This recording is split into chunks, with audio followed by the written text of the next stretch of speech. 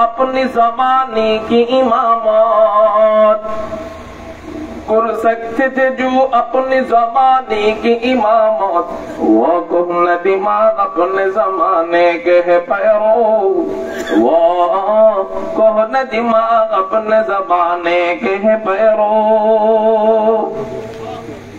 अल्हम्दुलिल्लाह, अल्लाह जल्ल जलालुहु व अम्मा नवालुहुर दरबारे लाख कोटी शुक्रिया আদায় করি যে মহান রব্বে কারীম আমাদেরকে আল জামিআতুল ইসলামিয়া দারুল উলুম দাড়িপাতন গোলাপগঞ্জের উদ্যোগে সপ্তম বার্ষিক সিরাতুন নবী সাল্লাল্লাহু আলাইহি ওয়াসাল্লাম সম্মেলন ও দোয়া মাহফিলে রব্বে কায়নাত রব্বে কারীম আমাদেরকে আসার বসার তৌফিক দান করেছেন। সেই জন্য সবাই অন্তরের অন্তঃস্থল থেকে শুকরিয়া আদায় করি, চিৎকার দিয়ে বলি আলহামদুলিল্লাহ। মুহতারাম হাজিরিন, আপনাদেরকে উদ্দেশ্য করে আমি এতটুকু বলে বয়ান শুরু করতে চাই। আপনারা মনে হয় ইদানিং ঢাকা শহরে আসলে প্রয়োজন না হলে তো যাওয়া হয় না, ঢাকা শহরে প্রয়োজন না হলে তো আর যাওয়া হয় না, তাই না? ইদানিং রাস্তাঘাটের অবস্থা ঢাকা থেকে আসার পথ অনেক খারাপ। আসলে বাংলাদেশের মধ্যে একটা রোল মডেল জেলা হলো সিলেট জেলা। সিলেটিদেরকে আমরা ছোট সময় থেকে বড় হওয়ার পরে না এখানে আসি বয়ান করতে, আগে তো আর বয়ান করতে আসতাম না। আগে ছোট সময়ে লন্ডন এটা চোখের সামনে কল্পনা করলে মনে করতাম সিলেট। লন্ডন মানে কি মনে করতাম? সিলেট। তো ওই কল্পনায় লন্ডন আসতে আসতে সরকার মনে হয় চিন্তা করছে একটু দেরি করে কাজ ধরবো না, লন্ডনই তো। এই কারণে কাজ না ধরতে ধরতে এটা আর ধরা হয় নাই। আর রংপুরের কথা সবসময় চিন্তা করলেই মানুষ মনে করতো এটা তো মনে হয় গরিব রাষ্ট্র, গরিব দেশ, গরিব জেলা। এই জন্য বাংলাদেশের সবচেয়ে সুন্দর রোড এখন রংপুর। একেবারে আপনার 1 হাত পরিমাণ আরেকটু কম হবে, পুরোটা রোডই যেন ঢালাই দেওয়া, একবারে পুরো সিমেন্ট ঢালাই। যাই হোক, আমি এটা এই জন্য বলতেছিলাম, বিগত স্বৈরাচার সরকারের এই রোডটা আসলে নজরে পড়ে নাই, অথচ শাহজালাল রহমতুল্লাহ আলাইহির মাজারে যে টাকা আসছে এটা দিয়ে কিন্তু সরকারের অনেক লোকরা চলছে, ঠিক হবে? ঠিক। তো এত কষ্ট করে আমরা আপনাদের কাছে আসি একটু ভালোবাসা পাওয়ার জন্যই তো। দ্বীনের দাওয়াত দিব, আপনাদের থেকে একটু ভালোবাসা পাবো, এই তো। আসার পরে যদি ভালোবাসা না পাই, উপযুক্ত কদর না পাই, তখন কষ্ট লাগে যে 300 কিলোমিটার 250 কিলোমিটার এত দূরের ভাঙা পথ, আরামের পথ না, ভাঙা পথ, আবার জামের পথ। আসার পরে যদি দেখি যে এই যে বাহিরে দাঁড়ায় রয়েছে, হাটে, মনে চলে বসে, মনে চলে পান খায়, মনে চলে চা খায়, মনে চলে যায়, বলেন ভালো লাগবে? আর এত কষ্ট করে আসার পরে মাশাআল্লাহ ভিতরের মাইকের যে অবস্থা, এটা প্রফেশনাল মানে বয়ানের ময়দানে যারা কাজ করে এরা বুঝবে যে এই মাইক দিয়ে বয়ান করা আসলে সম্ভব না। এটা কালেকশনের মাইক, রাস্তার পাশে কালেকশন করে না, দেন আল্লাহ আরো দিছে, দিছো আল্লাহ আরো দিছো, কাইরা নিও না, তো ওই ধরনের মাইক। বাইরে বিশাল সাউন্ড, ভিতরে আওয়াজ করলেই অবস্থা খারাপ হয়ে যায়। আসলে এগুলা আমাদের জন্য একটু কষ্টকর। যদি বয়ান, একটা বয়ানে যদি না ফুটে, পুরো মাহফিলের সার্থকতা নষ্ট হয়ে যায়। যতই হাত ডাক করে মাহফিলের প্রচার প্রসার করা হোক, বক্তার বয়ান যদি সুন্দর না হয়, মাহফিল কিন্তু সুন্দর হয় না। এই জন্য আপনারা অন্য দিক থেকে বাজেট কমায়া হইলেও ভালো বক্স মাইকের ব্যবস্থা আগামীতে করবেন ইনশাআল্লাহ। যাই হোক, আমি এই পুরো কথাটা এই জন্য বলছি যে এত কষ্ট করে আসলাম, আপনারা কি একটু কষ্ট করে বসতে পারবেন না? এই জন্য যারা বাইরে দাঁড়ায় আছেন, অনুরোধ করব আপনারা একটু বসে পড়েন। আল্লাহ সবাইকে বসার তৌফিক দান করুন, আপনাদেরকে বেশি সময় কষ্ট দিব না। আমার আগে হযরত মাওলানা সিরাজুল ইসলাম মিরপুরি হাফিজাহুল্লাহ বয়ান করতেছিলেন, বড় অত্যন্ত চমৎকার বয়ান করতেছিলেন। ওনার প্রতিটি কথা খুব দামি দামি হচ্ছিল, সময়ের স্বল্পতার কারণে উনি শেষ করতে পারেননি। উনি হুজুর আকরাম সাল্লাল্লাহু আলাইহি ওয়াসাল্লামের সিরাত থেকে দুটি বিষয় আলোচনা করেছেন। এটা আমাদের মানার দরকার আছে না নাই? আমরা নবীজির সিরাত মানতে চাই কারা কারা? আল্লাহু আকবার বলে একটা হাত উঠাই। মানতে চাই?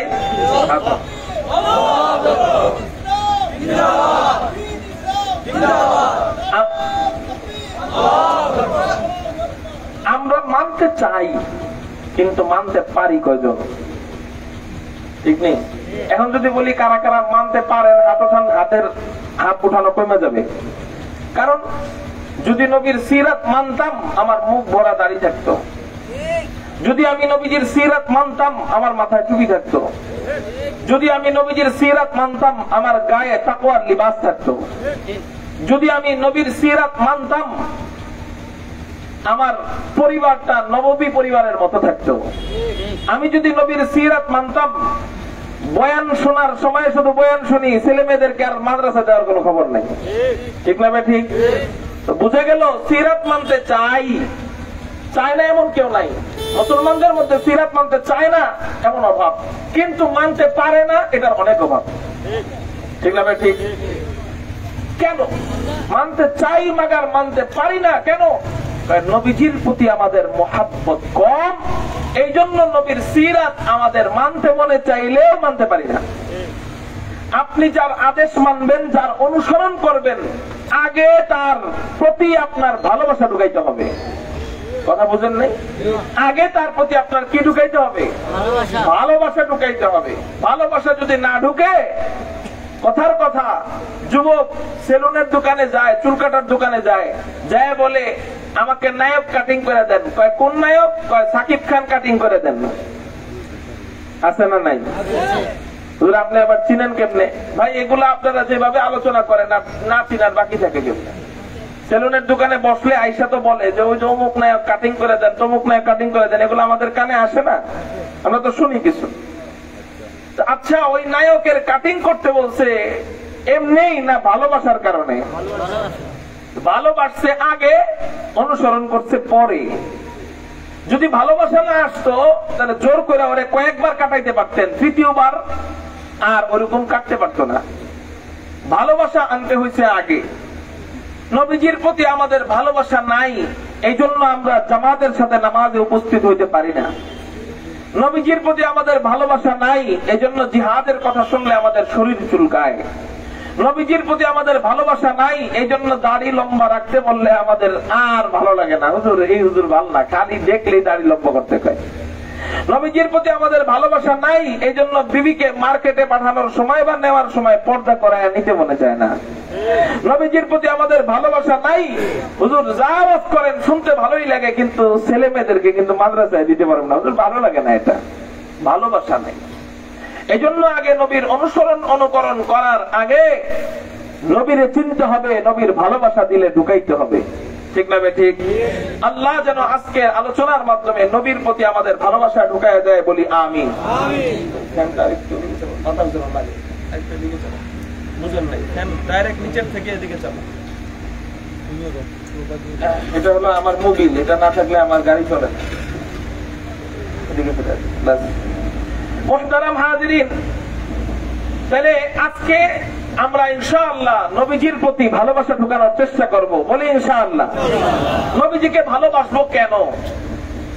আমি এই কেনর জবাব দুই ভাবে দিব, বয়ান শেষ করব। এক নাম্বার জবাব হাদিসের জবাব। قال رسول الله صلى الله عليه وسلم احب الله لما يذوقكم من نعمه واحبوني لحب الله واحبوا اهل بيتي لحبي। কারো জবান যেন বন্ধ থাকে না, একটু চিৎকার দিয়ে বলি না আল্লাহু আকবার। নবীজিকে আমরা ভালোবাসবো কেন? নবীজিকে ভালোবাসার কারণ কি? নবীজি হাদিসের মধ্যে বলেন আহিব্বুল্লাহ লিমা ইয়াযুকুম মিন নি'মা। এক নাম্বার তোমরা আল্লাহকে মহব্বত করবা। চিৎকার দিয়ে বলেন না, এক নাম্বার মহব্বত করব কাকে? এক নাম্বার ভালোবাসবো কাকে? ভালোবাসার কারণ কি? নবীজি বলেন লিমা ইয়াযুকুম মিন নি'মা। এক নাম্বার তোমরা আল্লাহকে ভালোবাসবা। কেন ভালোবাসবা? আল্লাহ তোমাদেরকে অনেক ধরনের নিয়ামত দান করেছেন, এই জন্য তোমরা আল্লাহকে ভালোবাসবা। আল্লাহ আমাদেরকে নিয়ামত দান করেন নাই?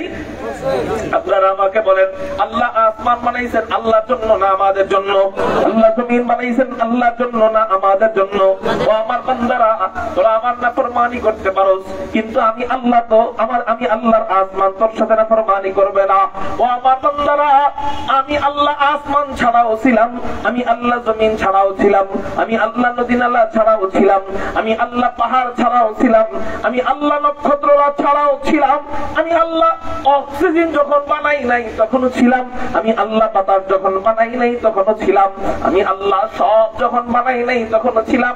কিন্তু এগুলা আমি আল্লাহ কেন বানাইলাম? বলে ও বান্দা, এগুলা আমি সব তোর গোলামের জন্য বানাইলাম। এবার বললা বান্দা, তোর 3.5 হাত বডিটা আমি আল্লাহ কার গোলামের জন্য বানাইছি? क्यों ना हो रोजे अजल से हो चुकी तकसीम का, क्यों ना हो रोजे अजल से हो चुकी तकसीम का, मैं हूँ मालिक के लिए और मैं हूँ मालिक के लिए और कुल जहां मेरे लिए, मैं हूँ मालिक के लिए और कुल जहां मेरे लिए। कारो जबान যেন বন্ধ থাকে না, একটু চিৎকার দিয়ে বলি না আল্লাহু আকবার। এই যে নিয়ামত আল্লাহ আমাদেরকে দিয়েছেন, এই জন্য আমরা কাকে ভালোবাসবো? আল্লাহকে। নবীজি বলতেছেন 2 নাম্বার তোমরা কাকে ভালোবাসবা? নবীজি বলেন ওয়া আহিব্বুনি লিহুব্বিল্লাহ। 2 নাম্বার তোমরা আমি নবীকে মহব্বত করবা। কেন মহব্বত করবা? লিহুব্বিল্লাহ, আল্লাহর জন্য 2 নাম্বার আমাকে মহব্বত করবা। একটু চিৎকার দিয়ে বলেন সুবহানাল্লাহ। তাহলে নবীজিকে ভালোবাসার কারণ কি? জোরে বলেন নবীজিকে ভালোবাসার কারণ কি? আল্লাহকে পাইতে গেলে নবীরে ভালোবাসতে হবে, নবীকে পাইতে গেলে আল্লাহকে ভালোবাসতে হবে। একজনকে আরেকজন ছাড়া হবে না, দুজনকে পাইতে গেলে দুজনকেই ভালোবাসতে হবে। তাহলে হাদিসের জবাব পাইলাম, নবীজিকে কেন ভালোবাসবো? আল্লাহর জন্য ভালোবাসবো।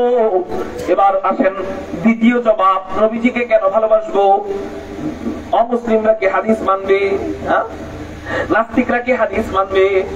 তাদেরকে জবাব কি আপনি হাদিস দিয়ে দিলে হবে?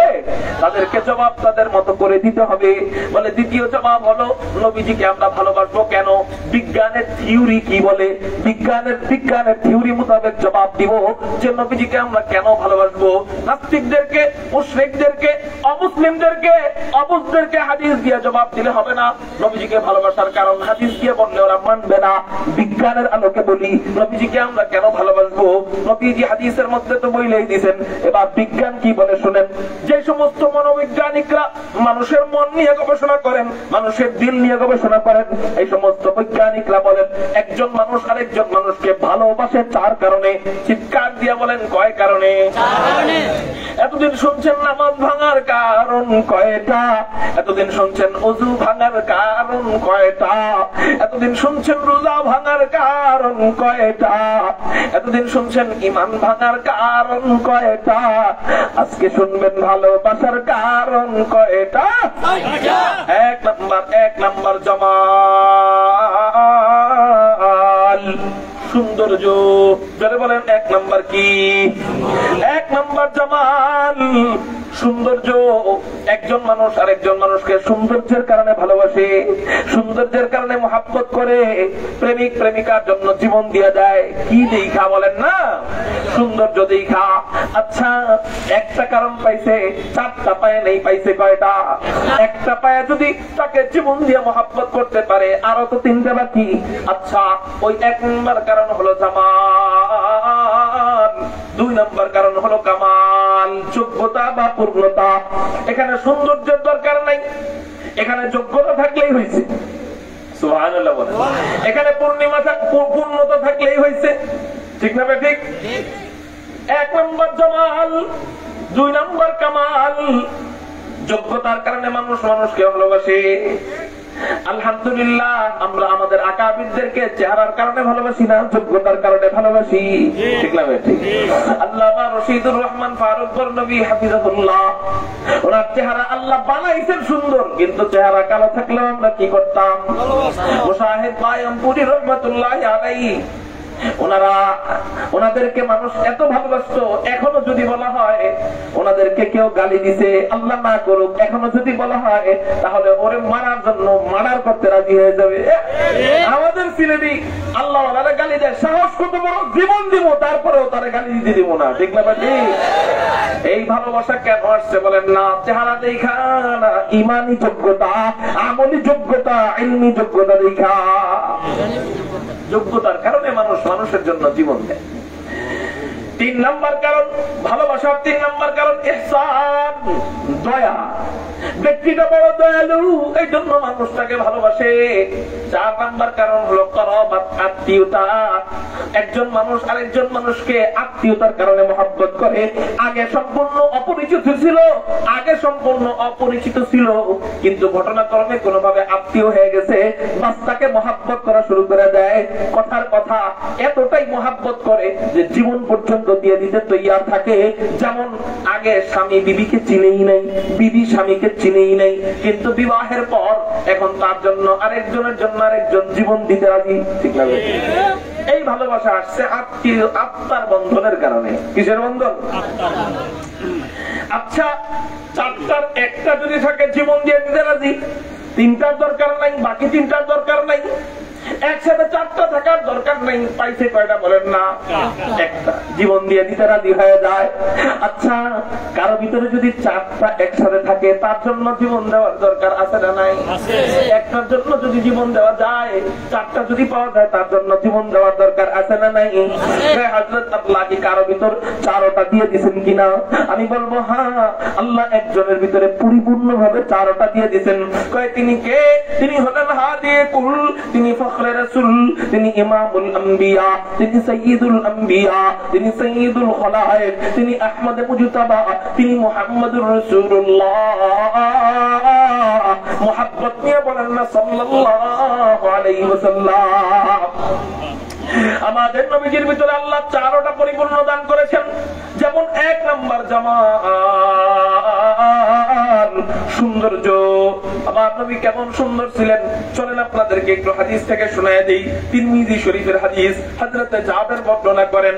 আন জাবির ইবনে সামুরা রাদিয়াল্লাহু তাআলা আনহু قال রাআইতু রাসূলুল্লাহ সাল্লাল্লাহু আলাইহি ওয়াসাল্লাম ফি লাইলাতিন ইযহিয়ান ওয়া আলাইহি হুল্লাতুন হামরা। হযরতে জাবের বলেন, আমি হুজুর আকরাম সাল্লাল্লাহু আলাইহি ওয়াসাল্লামকে এক চন্দ্রোজ্জ্বল রজনীতে, এক চাঁদের রজনীতে আমি নবীজিকে দেখতে পাইলাম লাল ডোরা কাটা কাপড় পরিহিত অবস্থায়। হযরতে জাবের বলেন, সব সময় আমার দিলের ভিতরে এই প্রশ্ন জাগ্রত হইতো, আসমানের পূর্ণিমার চাঁদ বেশি সুন্দর না জমিনের পূর্ণিমার চাঁদ মুহাম্মদুর রাসূলুল্লাহ সাল্লাল্লাহু আলাইহি ওয়াসাল্লাম বেশি সুন্দর? আমার দিলের ভিতরে সবসময় জাগ্রত হইতো যে আসলে কে বেশি সুন্দর, নবীজি বেশি সুন্দর না পূর্ণিমার চাঁদ বেশি সুন্দর? কিন্তু দুজনকে একসাথে পাই নাই। হয়তো আসমানের পূর্ণিমার চাঁদ পাই, নবীজিকে পাই না, আবার নবীজিকে পাই, আসমানের চাঁদ পাই না। আজকে ঘটনাক্রমে একসাথে পেয়ে গেছি, আমি একটু মিলে দেখবো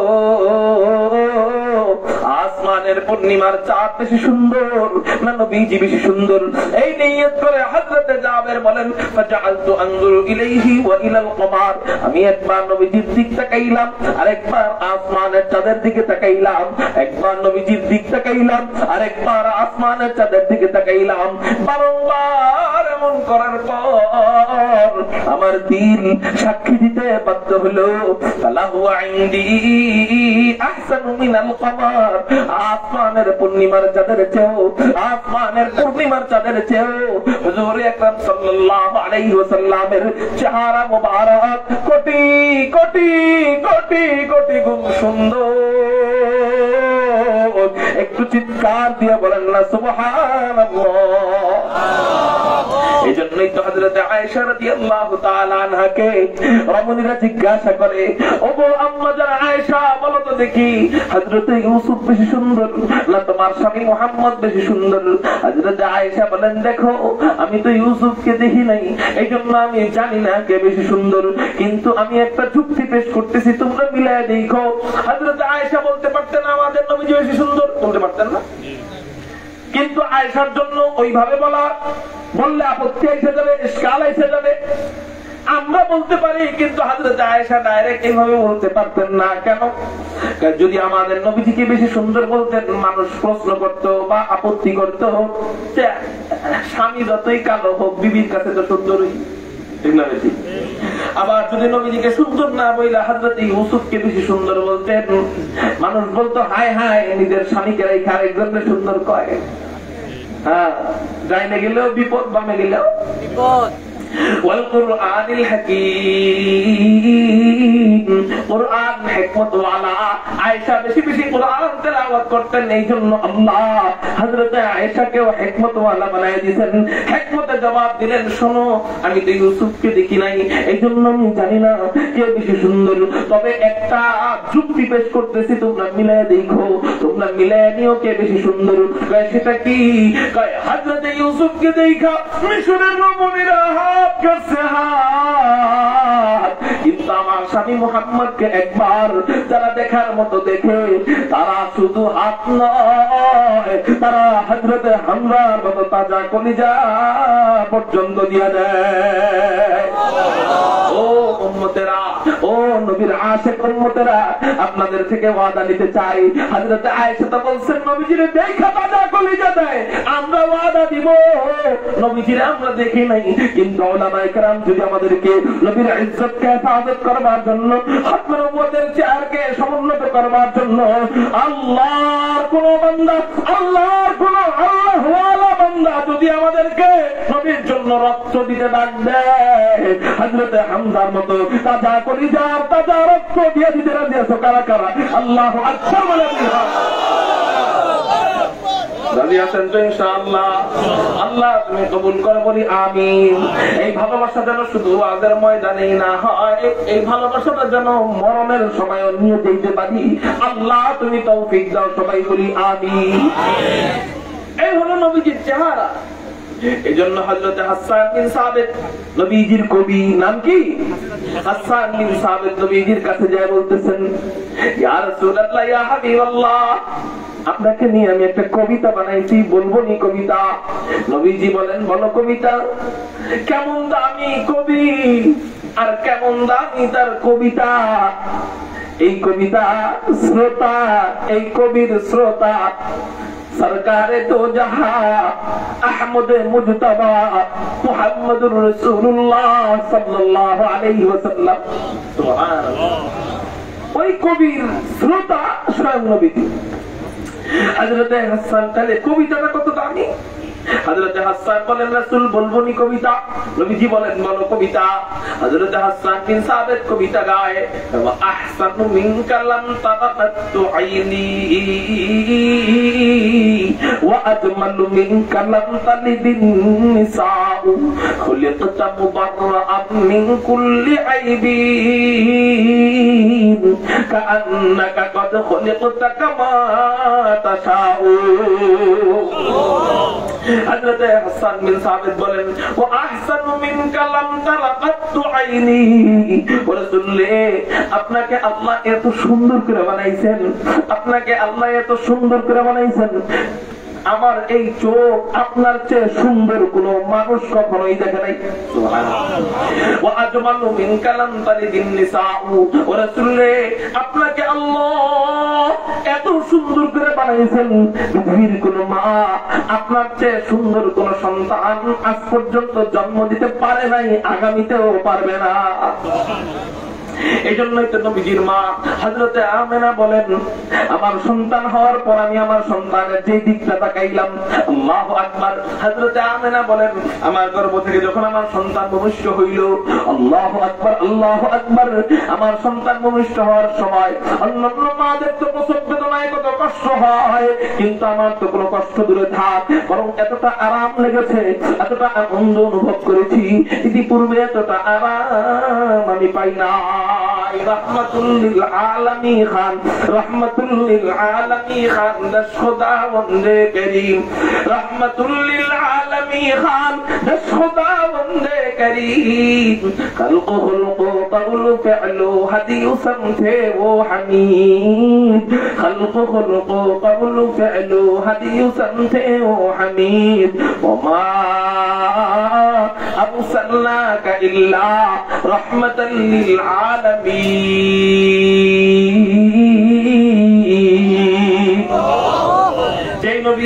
যেই নবী ছোট বাচ্চার জন্য রহমত, যেই নবী যুবকের জন্য রহমত, যেই নবী বালকের জন্য রহমত, যেই নবী বুড়ার জন্য রহমত, যেই নবী পুরুষের জন্য রহমত, যেই নবী নারীর জন্য রহমত, যেই নবী আলেমের জন্য রহমত, যেই নবী গায়রে আলেমের জন্য রহমত, যেই নবী মুসলমানের জন্য রহমত, যেই নবী কাফেরদের জন্য রহমত, যেই নবী কাফেরদের জন্য রহমত, সেই নবী আবার মার প্রসব বেদনার সময় মাকে আবার কেমনে কষ্ট দিবে।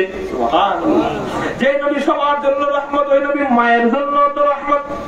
হযরত আমেনা বলেন আমার গর্ভ থেকে যখন আমার সন্তান ভূমিষ্ঠ হয় অন্যান্য মাদের কত কষ্ট হয়, কিন্তু আমার তো কোনো কষ্ট দূরে থাক, বরং এতটা আনন্দ লেগেছে, এতটা আরাম লেগেছে, ইতিপূর্বে এতটা আরাম আমি পাই নাই। অন্যান্য শিশুরা মায়ের গর্ভ থেকে বের হয়, ময়লা আবর্জনা নিয়ে বের হয়, কিন্তু আমার শিশুকে কে যেন জান্নাতি পানি দিয়ে গোসল করায় দেয়। আল্লাহু আকবার।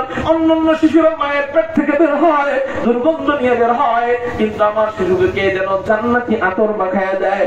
অন্যান্য শিশুরা মায়ের পেট থেকে বের হয়, সুজা অবস্থায় বের হয়, আমার শিশুকে আল্লাহ সিজদা অবস্থায় বের করছেন। এবার আমি আমার শিশুর চেহারার দিক তাকাইলাম, তাকানোর পর দেখলাম আমার শিশুর মাথা থেকে নিয়ে পা পর্যন্ত আপাত মস্তক মুহাম্মদ। মুহাম্মদ মানে হলো প্রশংসিত, মুহাম্মদ মানে কি বলেন না?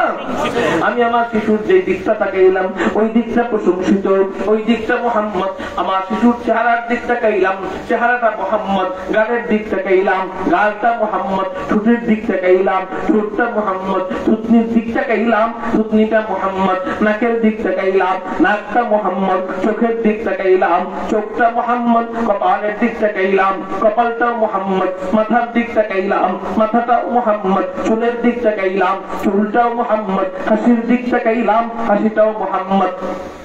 কান্নার দিক তাকাইলাম, কান্নাটাও মুহাম্মদ। হাতের দিক তাকাইলাম, হাতটাও মুহাম্মদ। সিনার দিক তাকাইলাম, সিনাটাও মুহাম্মদ। পায়ের দিক তাকাইলাম, পাটাও মুহাম্মদ। আঙ্গুলিগুলার দিক তাকাইলাম, আঙ্গুলিগুলাও মুহাম্মদ। হযরত আমেনা বলেন আল্লাহ, এমন কি শিশু তুমি আমাকে দান করলা যে শিশুর সব কিছু মুহাম্মদ। এমন দামি শিশু, এমন হাই কোয়ালিটি শিশুর নাম আমি কি রাখতে পারি? আল্লাহ পাক রব্বুল আলামিন আমেনাকে ইলহামের মাধ্যমে জানায় দিলেন, ও আমেনা রে, যে শিশুর সব কিছু মুহাম্মদ, এমন দামি শিশুর নাম আর মুহাম্মদ বাদে রাখবা কেন? এক কাজ করো না, ওর নামটাও রাইখা দাও মুহাম্মদ। লা ইলাহা ইল্লাল্লাহ में नुक़ता नहीं,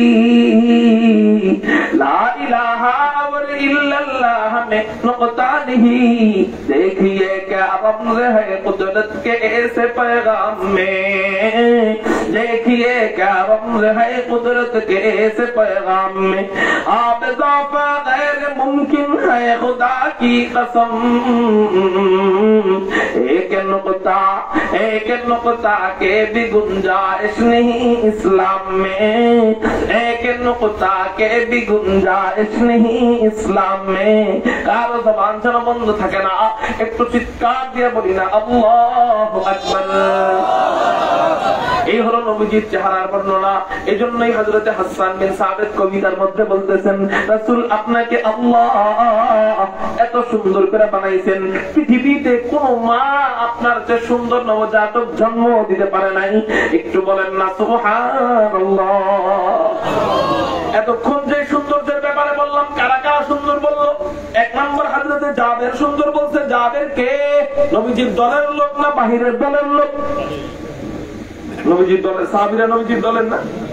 তারপর প্রশংসা করছে হযরত আয়েশা। আয়েশা কি নবীজির দলের লোক না বিরোধী দলের লোক? নবীজির দলের লোক। তারপর প্রশংসা করলেন হযরত হাসান বিন সাবিত, নবীজির দলের লোক না বিরোধী দলের লোক? তারপর প্রশংসা করলেন নিজের মা হযরত আমেনা, নবীজির দলের লোক না বিরোধী দলের লোক? এই 4 ব্যক্তি প্রশংসা করতে সবাই নবীজির দলের লোক।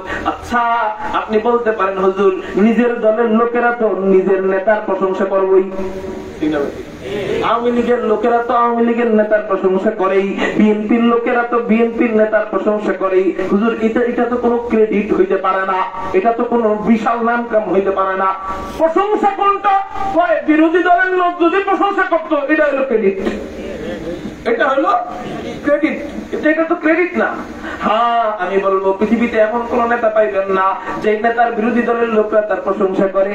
আলহামদুলিল্লাহ তুম্মা আলহামদুলিল্লাহ, আমাদেরকে আল্লাহ এক পিস নেতা দিয়েছেন দুনিয়াতে, এক পিস নেতাই আছে যেই নেতার বিরোধিতা যারা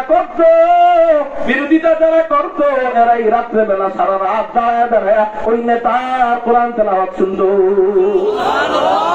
যাই হোক আমি ওই দিকে যাব না, কোরআন তেলাওয়াতের গুণ এটা আলাদা গুণ। যেহেতু এখন চেহারার গুণের ব্যাপারে আলোচনা চলতেছে এই জন্য চেহারার ব্যাপারে বলি। আমার নবীজির চেহারার প্রশংসা কি বিরোধী দলের লোকেরা করছেন কিনা?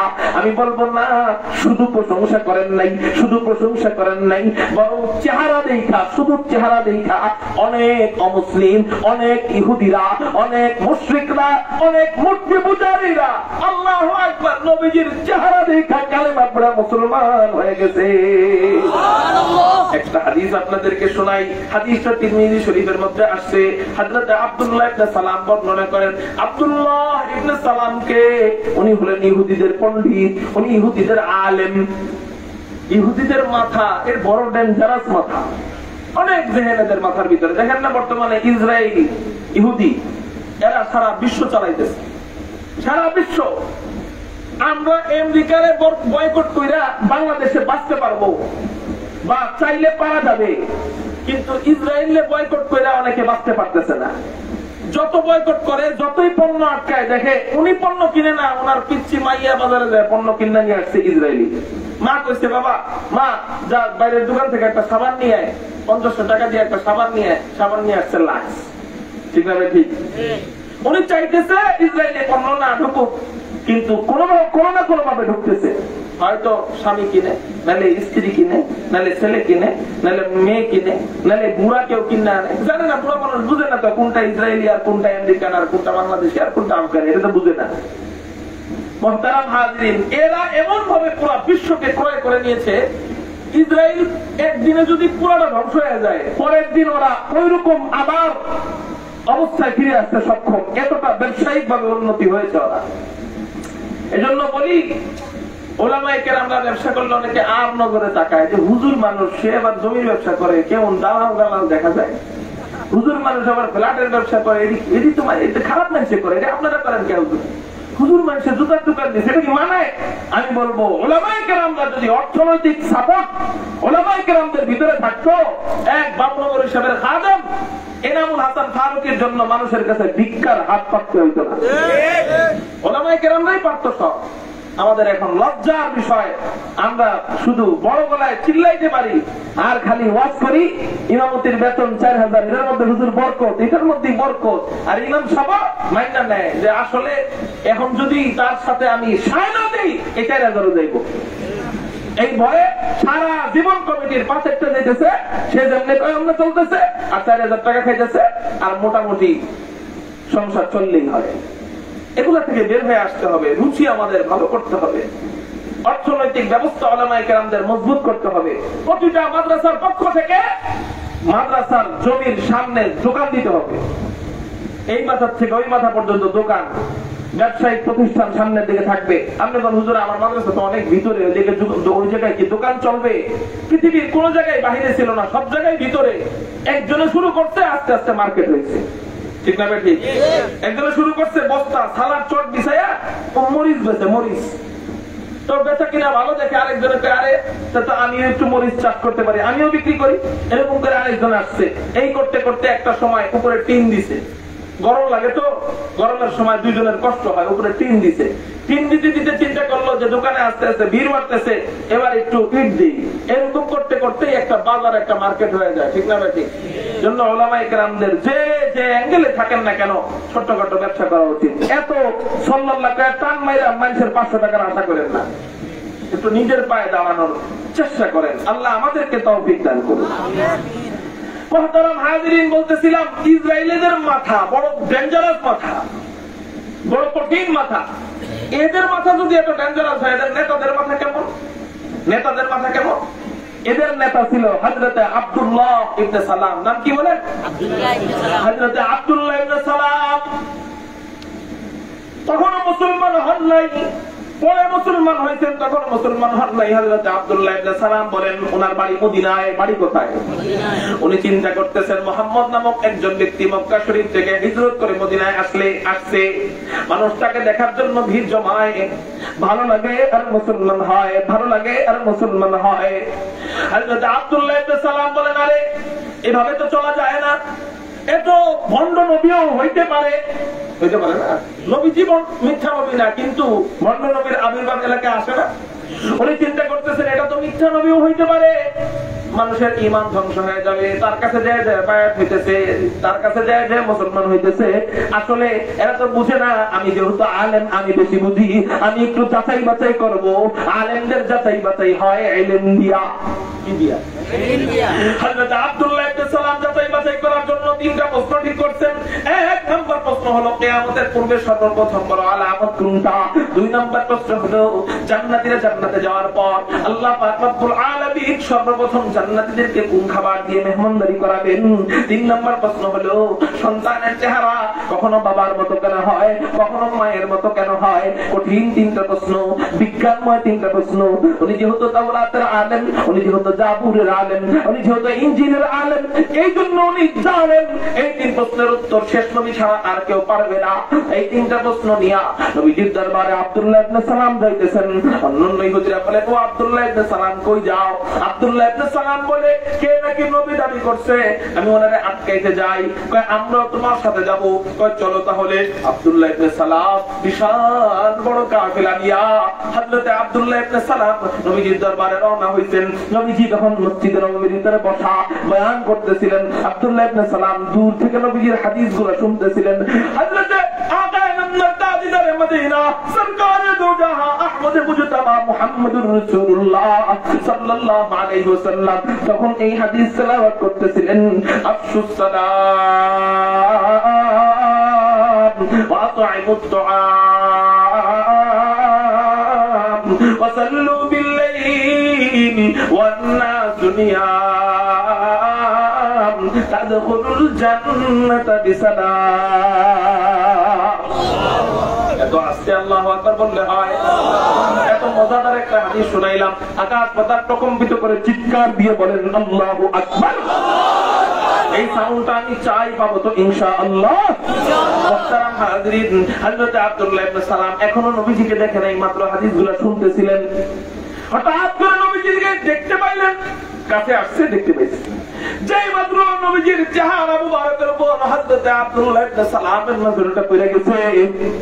আব্দুল্লাহ ইবনে সালাম 100 কিলোমিটার গতির গাড়ি হাত ব্রেক করলে যেমন হয়, হযরত আব্দুল্লাহ ইবনে সালাম নবীজিকে দেখা মাত্র এরকম হাত ব্রেক খেয়ে দাঁড়ায় গেছেন। অন্যান্য ইহুদিরা বলে ও আব্দুল্লাহ ইবনে সালাম যাও না কেন, প্রশ্ন করো না কেন, যাও প্রশ্ন করো, যাও দেখো না এটা সত্য নবী না মিথ্যা নবী, তুমি না আটকাইবা, তুমি না প্রশ্ন করবা, তুমি না যাচাই বাছাই করবা। হযরত আব্দুল্লাহ ইবনে সালাম বলেন ও মিয়া রে, যাচাই বাছাই করব কি, প্রশ্ন করব কি, আটকাবো কি? আমি তো এই নবীর দেখা আটকায় গেছি। কেন আটকাইলা? লাইসা বিওয়াজহিন কাযাব, এত সুন্দর চেহারাওয়ালা ব্যক্তি, এত সুন্দর চেহারাওয়ালা ব্যক্তি কখনো মিথ্যা নবী হইতে পারে না। খাতমুর রাসূলুল্লাহ নাজমে সুবুল সুবহ হিদায়াত, খাতমুর রাসূলুল্লাহ নাজমে সুবুল সুবহ হিদায়াত, হাত্তা কে নযীরি তুল হক বশীরি, আয় খতম রাসূল উম্মত তু খায়র উম্মত, আয় খতম রাসূল উম্মত তু খায়র উম্মত, जो समर के आयत हमदर फसल अखीरी, जो समर के आयत हमदर फसल अखीरी। कारो जबान जरा बंद থাকে না, একটু চিৎকার দিয়ে বলি না সাল্লাল্লাহু আলাইহি ওয়াসাল্লাম। মুহতারাম হাজিরিন, আমার নবীকে আল্লাহ এমন সুন্দর বানাইছেন, পৃথিবীতে কোন নেতা আপনারা দেখাইতে পারবেন নিজেই নেতাকে দেখা ধর্ম ত্যাগ করে তার ধর্মে চলে গেছে? দেখাইতে পারবেন? নিজের ধর্ম ত্যাগ করে তার ধর্মে চলে গেছে এমন কোন নেতা দেখাইতে পারবেন? চেহারা দেখা মুসলমান থেকে হিন্দু হয়েছে এমন ইতিহাস আসেনি? ওই ঠাকুরদের চেহারা দেখা মুসলমান থেকে হিন্দু হয়েছে এমন ইতিহাস আসেনি? হ্যাঁ, কিন্তু এক পিস নেতা আল্লাহ আমাদেরকে দিচ্ছেন, ওই নেতাকে আমাদের কদর করা চাই। ওই নেতার উম্মত আমরা হয়েছি, এই উম্মত হওয়াটাকে কদর করা চাই। এমন সুন্দর নবীর উম্মত হয়ে বেজার কারা কারা আল্লাহু আকবার বলে হাত উঠাই।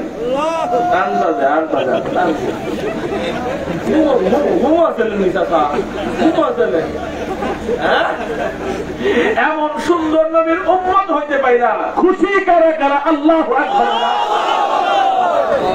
এখন হ্যাঁ রাত দেরিতে উঠে চিন্তা করে বুঝে লই, আগে বুঝে লই।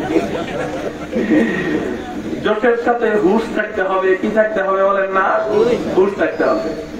আল্লাহ তো এই যে এমন নবী পায় যদি খুশি হন, এই খুশিটা সার্থক হোক, এটা চান কারা কারা আল্লাহু আকবার বলে? জেলে মাছ ধরছে, মাছ কি ধরছে? খুশি হইছে, খুশি হইছে, কিন্তু 1 মিনিট পরে মাছটা লাফ দিয়া নৌকা থেকে চলে গেছে। খুশিটা সার্থক না বিফল?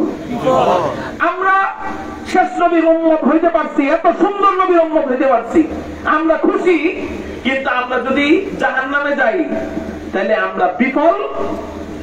আর যদি নবীর সাথে জান্নাতে যাইও, নবীর সাথে যদি জান্নাত না পাই তাইলেও মোটামুটি বিফল। তাহলে মোটামুটি কি? জান্নাতে গেলে তো বিফলই, এর চেয়ে বড় কপাল ভরা আর কেউ আছে? কিন্তু জান্নাতে যে যাবে, যাওয়ার পর ওই নবীর কাছে যে থাকতে পারবে না। এক সাহাবী যায় বলেন, ইয়া রাসূলুল্লাহ, ইয়া হাবিবাল্লাহ, আমি জান্নাতে সব পাবো কিন্তু আপনার কাছে আমি থাকতে পারবো না। এটা মনে পড়লে আমার জান্নাতে জায়গা কিভাবে থাকবো আমার ভালো লাগে না, আমার কান্না আসে। আপনার কথা মনে পড়লে একটু দুনিয়াতে আপনারা দেখতে চলে আসি, কিন্তু মারা যাওয়ার পর জান্নাতে যদি আপনার কাছে জান্নাত না পাই তাহলে ওই জান্নাত আমার কাছে ভালো লাগবে না। নবী যখন জবাব দিলেন, আনতা মা'মান আহবাবতা, তুমি যাকে ভালোবাসো তার সাথেই তুমি জান্নাতে থাকবা, টেনশন করো না। এটা আমাদের জন্য শিক্ষা, আমাদের জন্য নবীজির পক্ষ থেকে জবাব। আমি ভালোবাসবো নেইমারকে, মেসিকে, আমি ভালোবাসবো ইন্ডিয়াকে, আমেরিকাকে, তাদের সাথে আমার হাসর নাসর। আমি ভালোবাসবো হাদিয়াকুল ফখরে রাসূল ইমামুল আম্বিয়া সাইয়্যিদুল আম্বিয়াকে, তার সাথে আমার জান্নাত হবে। হুজুর তার সাথে জান্নাত হলে লাভ কি, আর অন্য জান্নাত হলে লাভ কি? জান্নাত তো 8টা, কয়টা? 8টা। হুজুর জান্নাতুল মাওয়া পাইলেও তো সমস্যা নাই, জান্নাতুল নাঈম পাইলেও তো সমস্যা নাই। হুজুর নবীজি থাকবে জান্নাতুল ফিরদাউস, তো এটা পাইলে ভালো, না পাইলে তো আরো জান্নাত আছে, অসুবিধা কি? আমি বলবো শুনেন, বরযাত্রীরা যে বরযাত্রী কয়, আপনাদের দেশে না কি কয় জানি না, জামাইয়ের সাথে জামানের সাথে যে খাইতে যায় ওরা বরযাত্রী কন, আমি কই বরযাত্রী। যাই হোক, এই বরযাত্রীর সাথে যে খাইতে যায় 100 গেছে বা 200 গেছে, বর যেখানে খাইতে বসছে ওখানে বসে নাই, ও বসছে দূরে। চিন্তা করছে আমি যদি ওদের সাথে বসি আমার ভাগ যদি নিয়ে নেয়, এই জন্য বসছে কোথায়? দূরে বসে। এবার প্রথমে রোস্ট দিছে, মুরগির রান দিছে একবার, আমার কাছে ভাই আরেকটা মুরগির পিছানো আনছে 2 বার, আমার কাছে ভাই আরেকটা আনো। ওদিকে ফিরা কনের পক্ষ করবো না খাও, কার করেন না খাও, জীবনে খায়নি, ঠিক না ভাই? এটা আমাদের দেশের গ্রামের ভাষা বললাম, আপনারা কি কোন জানেন? হ্যাঁ দিলাম 2টা, আবার কয় দেন তুই 1 লাখ মানুষ তোর লেগে কি আমি 5 টাকা ঠিক করে রাখছি? এটা ধমক দিবে। আসছে বরের সাথে, কিন্তু মেহমান কিন্তু ভিআইপি পারসন, কিন্তু পরের সাথে কিছু লোক বসছে খাইতে 1 প্লেটে। আপনাদের এখানে কি 1 প্লেট দেয়? বড় প্লেট, খানচা কয় আমাদের দেশে, খানচা।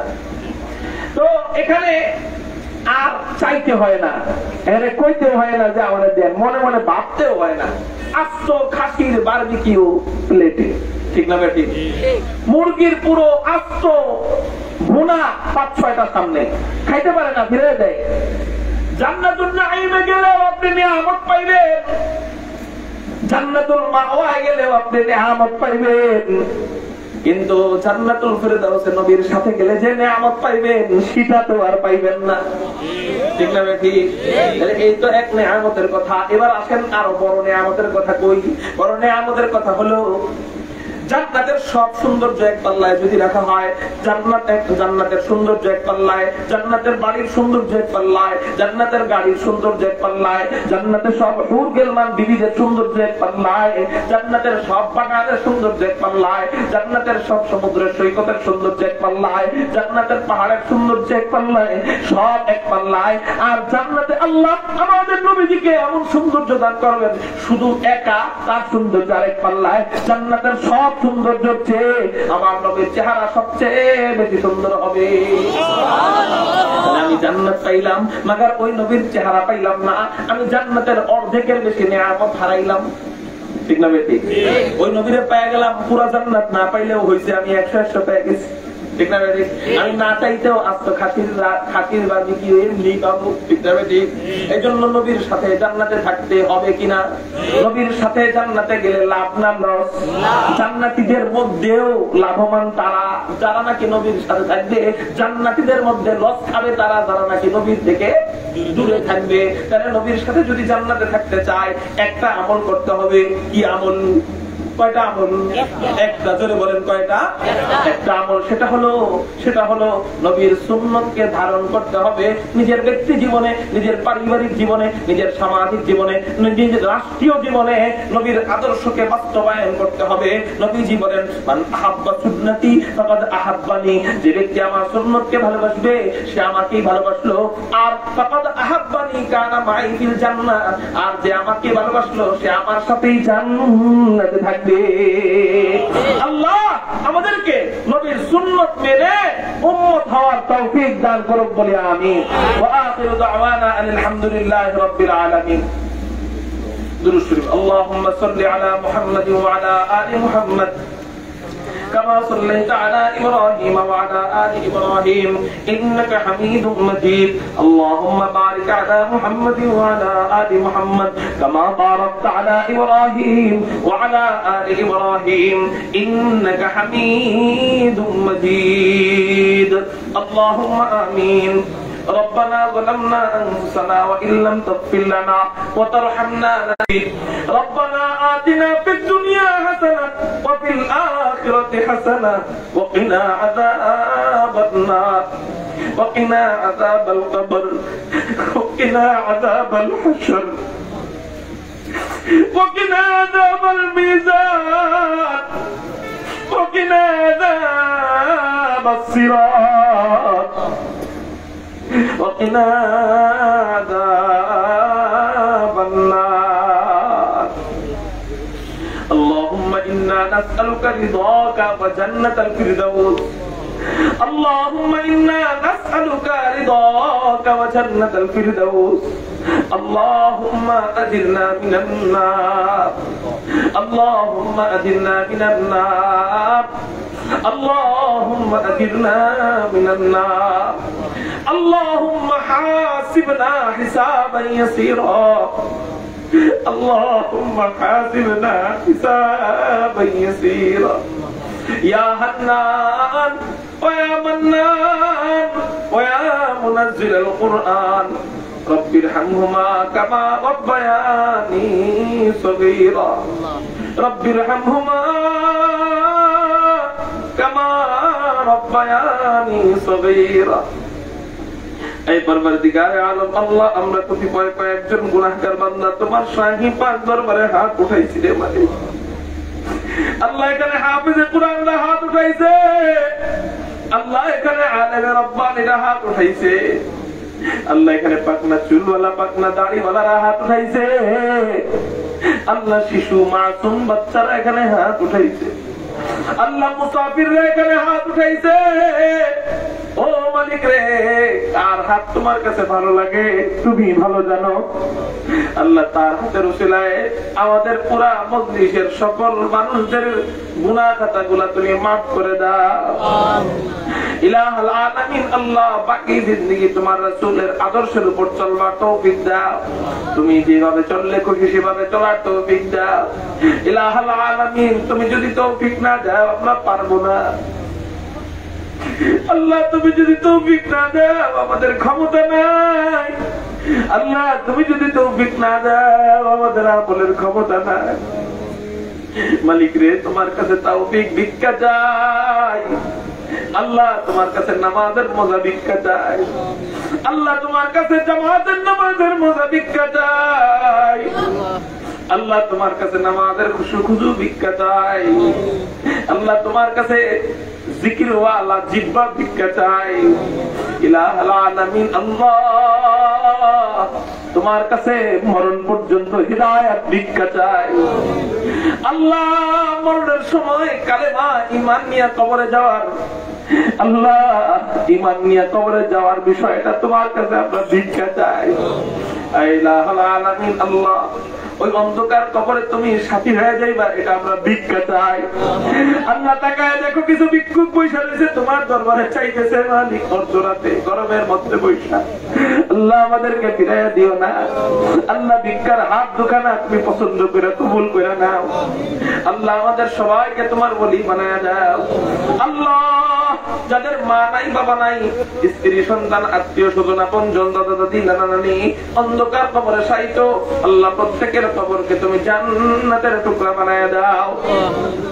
আল্লাহ আমার আব্বা ইন্তেকাল করছেন 1.5 বছর হয়ে গেল, আল্লাহ তার কবরকে তুমি নূরে নূরান্বিত করে দাও। আল্লাহ আমার আম্মা উমরায় গেল, আল্লাহ আজকে ইলাহুল আলামিন তাকে সহি সালামতে রাখিও। ইলাহুল আলামিন আল্লাহ এই মাদ্রাসাকে কবুল করে নাও। আল্লাহ দারুল উলুম দেওবন্দের মতো কবুল করে নাও। প্রত্যেকটা ছাত্রকে জামানার নবী মাদানী বানায় দাও। ইলাহুল আলামিন আল্লাহ মুহতামিম সাহেব সহ আসাতিজা কেরাম বড় ভালো মানুষ, আল্লাহ অনেক মহব্বত করে দাওয়াত দিয়েছে, তাদের কোনো বদলা আমি দিতে পারি না। মালিক তুমি তাদেরকে বদলা দিও। আল্লাহ তাদেরকে মাদ্রাসা যেভাবে পরিচালনা করলে অনেক উন্নতর শিখরে পৌঁছাবে, তাদেরকে সেভাবে পরিচালনার তৌফিক দিয়ে দাও। আল্লাহ সমস্ত প্রয়োজন তোমার গায়বী খাজানা থেকে পূরণ করে দাও। ইলাহুল আলামিন আল্লাহ এই মাহফিলের আয়োজন যারা করেছে, একটা টাকাও যারা দিয়ে সাহায্য সহযোগিতা করেছে, সবার দানকে কবুল করে নাও।